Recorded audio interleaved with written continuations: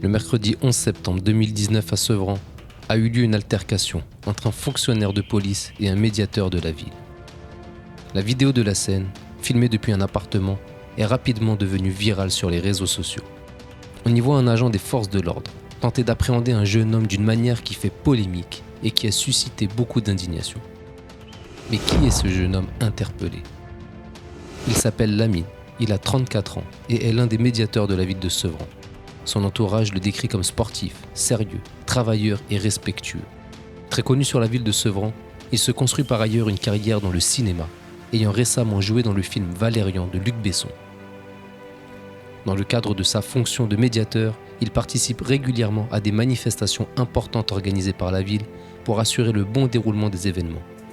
On peut le voir ici collaborer avec la police nationale pour assurer la sécurité de M. Nunez, secrétaire d'État auprès du ministre de l'Intérieur, et M. Denormandie, ministre de la Ville et du Logement, lors de leur récente venue à Sevran, dans le quartier des Baudottes, le 4 septembre 2019. Cette journée était placée sous le signe du rapprochement entre la police et la population et s'est déroulée une semaine uniquement avant son altercation avec un agent des forces de l'ordre dans ce même quartier. On peut le voir également ici à la mairie de Sevran pour assurer les bonnes relations entre les élus et agents de la ville avec les membres de la Ligue de défense noire africaine venus soutenir une famille en détresse. Comment cela a-t-il pu se produire ? Selon des témoins, ce mercredi 11 septembre 2019, vers 18h30, des voitures de police gênent le passage dans la rue Yuri Gagarin, une rue déjà réputée pour sa mauvaise circulation. Lamine serait sorti de son véhicule pour voir ce qui se passait et demander aux forces de l'ordre de libérer le passage. Ça serait à ce moment que la tension a commencé à monter. Dans la seule vidéo de la scène disponible, nous voyons Lamine discuter avec un agent des forces de l'ordre avant que les choses ne tournent mal. Des membres du mouvement de rassemblement citoyen bâtisseurs d'égalité, proches du médiateur, ont été interviewés par certains médias pour parler de Lamine et commenter la scène qu'ils ont vue sur la vidéo. Voici quelques extraits de ces interviews. Il est aussi adhérent dans une salle de musculation sur la ville de Sevran dont je suis collaborateur. Donc j'ai l'habitude de le voir. Donc c'est quelqu'un qui est très présent sur la ville de Sevran, qui est très connu, qui a toujours été connu et reconnu pour sa sympathie et son désir de faire en général apaiser les choses et toujours dans l'apaisement. Donc ça m'a énormément surpris quand j'ai vu cette vidéo. C'est quelqu'un qui est très investi auprès des jeunes aussi. Il se positionne aujourd'hui un peu en tant que grand frère. En fait, il travaillait à l'époque au pôle tranquillité publique et donc intéressé par tout ce qui est sûreté civile. Il venait dans mes formations en sûreté civile, donc comment se comporter face à une agression et garder la proportionnalité telle que le stipule l'article 122.5 du Code pénal sur la légitime défense. Que nous dit cet article 122-5 du Code pénal ? Il expose « N'est pas pénalement responsable la personne qui, devant une atteinte injustifiée envers elle-même ou autrui, accomplit dans le même temps un acte commandé par la nécessité de la légitime défense d'elle-même ou d'autrui, sauf s'il y a disproportion entre les moyens de défense employés et la gravité de l'atteinte. » Lamine n'est pas en train de se faire interpeller. Il est victime d'une atteinte contre laquelle il tente de se défendre et sa défense est nécessaire, simultanée et proportionnée. Il essaie à plusieurs reprises d'y mettre un terme, mais le fonctionnaire revient plusieurs fois à la charge, jusqu'à ce qu'il soit immobilisé par une décharge électrique. Et donc c'est quelqu'un qui est de prime abord sans histoire, donc c'est pour ça que ça m'a énormément choqué lorsque j'ai vu cette vidéo. C'est-à-dire que tout début, on voit un seul agent des forces de l'ordre sur la scène, pourtant l'angle est assez large. On dit est-ce que toutes les conditions ont été optimisées pour garantir la sécurité du fonctionnaire de police, de la personne interpellée et des personnes qui se trouvent dans le rayon de l'action. Est-ce qu'il est en possession de ses agrès ? Je ne sais pas, une bombe lacrymogène, un tonfa, son arme de service. Je le félicite énormément et aussi l'entourage parce qu'il faut comprendre que dans la vidéo, ce qu'on voit, c'est que à premier abord, il décide de maintenir la personne parce qu'il ne comprend pas l'agression parce qu'on essaie d'attaquer ses jambes au moment où il regarde ailleurs. Donc il a le réflexe d'un lutteur de pouvoir contenir l'emmener au sol. Puis après, par la suite, lorsqu'il va entamer le dialogue, on lui met un coup de poing, donc il reste dans les mêmes gestes de proportionnalité pour faire arrêter ses percussions.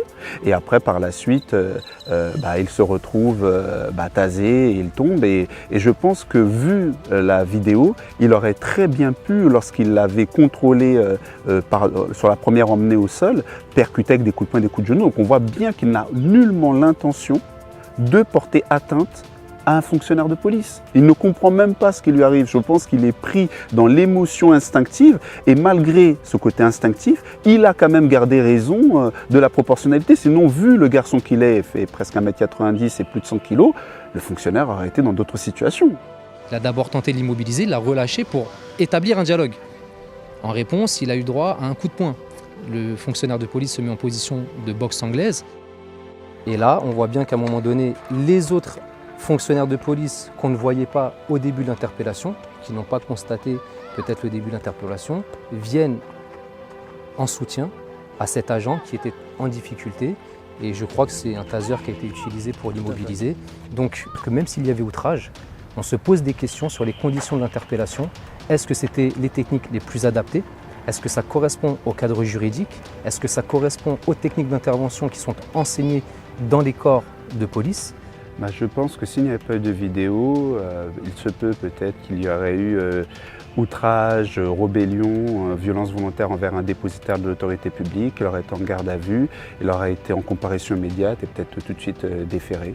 Et la vidéo permet d'aider à la manifestation de la vérité, comme le stipule l'article 427 du Code de procédure pénale. Ça me surprend énormément parce qu'on œuvre au quotidien pour le rapprochement entre la police et la population. Et je pense que ce genre de vidéo met à mal un petit peu ce travail que tous les acteurs associatifs mettent en place au quotidien, que ce soit sur la ville de Sevran ou ailleurs. Nous-mêmes, à travers les bâtisseurs d'égalité, nous œuvrons énormément pour ce rapprochement police-population. Lorsqu'on voit ce genre de vidéo, on ne peut qu'être qu'inquiet. Parce qu'on se dit qu'est-ce que ça va devenir plus tard. C'est des historiques qui font que l'animosité ou l'hostilité entre les citoyens et les forces de l'ordre s'accentue. Et nous, on aimerait bien que ça puisse s'apaiser. Et on connaît Lamine pour être dans l'apaisement. C'est un médiateur. C'est lui qui est en général au cœur des problématiques pour y apporter des solutions. Et je pense que même l'environnement qui aurait pu être hostile s'est comporté correctement, parce qu'il n'y a pas eu, les jeunes n'ont pas sauté sur les fonctionnaires de police. Donc les fonctionnaires de police ont conservé leur intégrité physique. Le cas contraire ou pas Lamine, parce que Lamine a été tasé, il a dû se retrouver après à l'hôpital parce qu'il ne pouvait pas être sous le régime de la garde à vue. Et nous, on trouve ça quand même scandaleux. Et en même temps, on félicite quand même ce médiateur et l'environnement de respecter ce travail très fort de la relation police-population, car dernièrement, le secrétaire d'État, M. Nounès, et le ministre de la Ville, M. de Normandie, je pense, parle de faire société et de créer cette relation police-population. Et Lamine est invité à toutes les on va dire à toutes les actions de sécurité et de sûreté concernant nos autorités politiques et publiques. Mais je pense que lorsque nous revêtons un uniforme tel que celui-ci, il faut être capable de gérer ses émotions parce que, surtout lorsque nous sommes dans des quartiers dits sensibles, si on n'arrive pas à gérer ses émotions, ça peut vite déborder. Et là, ça reste que, on va dire, des coups de poing, etc. Mais quand même, Lamine a pris un coup de taser suite à ça. Et on a vu des situations parfois où ça a pu dégénérer bien au-delà de ça. Et on ne veut pas en arriver jusqu'à là. Après enquête, oui, je pense qu'il faudra des mesures fortes, mais vous savez, nous, avec les bâtisseurs d'égalité, on ne crée jamais d'amalgame.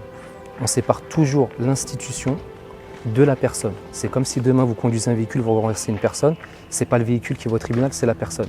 Si la personne représentant les forces de l'ordre s'est rendue coupable d'une entrave à la loi ou de la déontologie policière, ce n'est pas l'institution policière qu'ils font condamner, mais bel et bien la personne qui, à ce moment-là, n'était plus représentative de l'uniforme qu'elle portait. Vous ne voulez pas faire d'amalgame, pas stigmatiser la police, c'est ça? Non, pas du tout, parce que la police est nécessaire, on en a tous besoin. Les agents de police qui font très bien leur métier doivent être mis en avant et leur métier est nécessaire pour le maintien de l'ordre au niveau national. Donc c'est un métier qui est indispensable au bon fonctionnement et à la préservation du vivre ensemble de notre nation. Il ne faut pas stigmatiser, au même titre qu'il ne faut pas stigmatiser les jeunes des banlieues ou d'ailleurs en disant que c'est tous les mêmes, que c'est tous des délinquants, tous des dealers, tous des squatteurs. Donc voilà, on essaie vraiment de soigner nos mots et de donner des exemples pertinents même à la jeunesse pour qu'eux-mêmes ne se rendent pas coupables de cet amalgame en disant la police c'est tous les mêmes. Non, si à un moment donné un agent des forces de l'ordre a fauté, il doit être condamné en tant que citoyen, mais l'institution policière ne doit pas être condamnée au même titre que le véhicule qui renverse une personne n'est pas condamné, mais bel et bien le conducteur.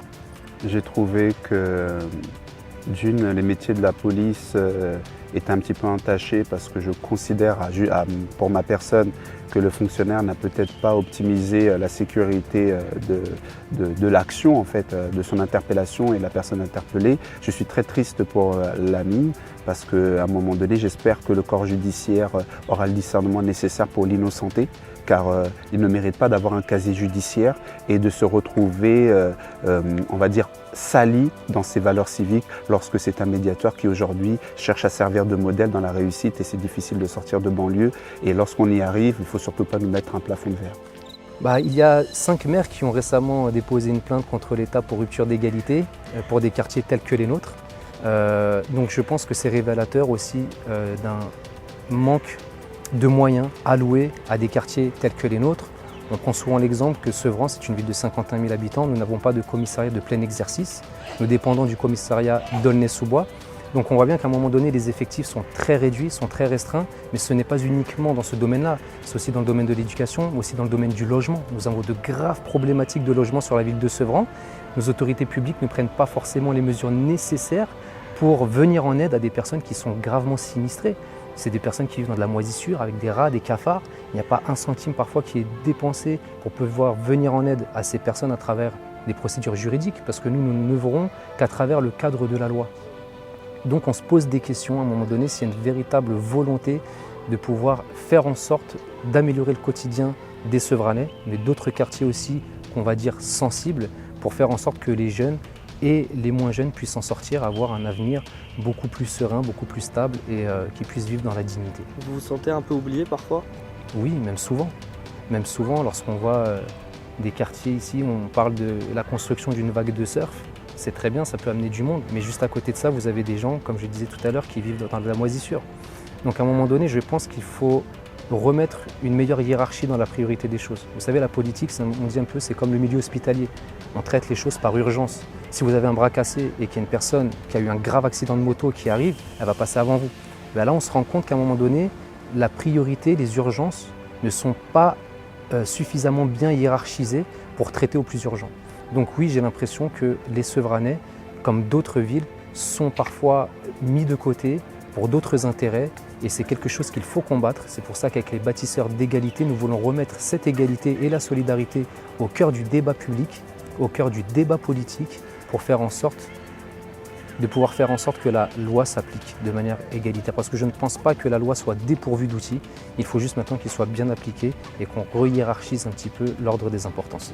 On parle souvent du côté négatif des choses, mais à Sevran, je peux vous assurer qu'il se passe énormément de choses de bien, qui mériteraient aussi d'être médiatisées, mais malheureusement, ça n'est pas le cas. Donc c'est vrai que les gens aujourd'hui ont une image de Sevran très écornée, très négative. On ne nie pas qu'il y a des choses à améliorer à Sevran, mais il faudrait aussi parfois mettre en lumière et en valeur les choses qui se font de bien. Ça ne va pas se régler du jour au lendemain, mais je pense qu'à un moment donné, il faut une vraie volonté politique pour arranger les choses et accompagner les associations qui font ce travail-là pour permettre un vivre ensemble aux couleurs de la solidarité et de l'égalité. Nous clamons haut et fort qu'il ne faut en aucun cas créer l'amalgame et ne pas condamner l'ensemble de l'institution policière pour ce genre de comportement. Néanmoins, de tels agissements ne devraient-ils pas être sanctionnés ? N'est-il pas nécessaire que des sanctions exemplaires soient prises à l'encontre des dépositaires de l'autorité publique se rendant coupables de telles infractions, ceci afin de préserver l'honneur et l'image de tous ceux qui exercent correctement leur métier? Ne serait-ce pas à cause du manque de sanctions que nous voyons aujourd'hui ce genre de scènes se multiplier de manière exponentielle? L'heure est grave et il est temps que cela cesse. N'oublions pas que devant la justice, être dépositaire de l'autorité publique est une circonstance aggravante qui alourdit les peines encourues en cas de crime ou délit. En effet, une violence ayant entraîné des incapacités totales de travail inférieures ou égales à 8 jours est habituellement sanctionnée d'une amende de 5e classe. L'article 222-13 du Code pénal porte cette sanction à 3 ans d'emprisonnement et 45 000 € d'amende lorsqu'elle est commise par une personne dépositaire de l'autorité publique ou chargée d'une mission de service public dans l'exercice ou à l'occasion de l'exercice de ses fonctions ou de sa mission. Les bâtisseurs d'égalité ne cesseront de s'engager afin que la justice soit accessible à tous et que l'article 1er de la Déclaration des droits de l'homme et du citoyen de 1789 ne reste pas qu'une théorie. Les hommes naissent et demeurent libres et égaux en droit. Ceci doit systématiquement s'appliquer à l'ensemble de nos concitoyens. Tous les moyens doivent être déployés pour toujours parvenir à la vérité. L'égalité judiciaire, c'est aider à la manifestation de la vérité.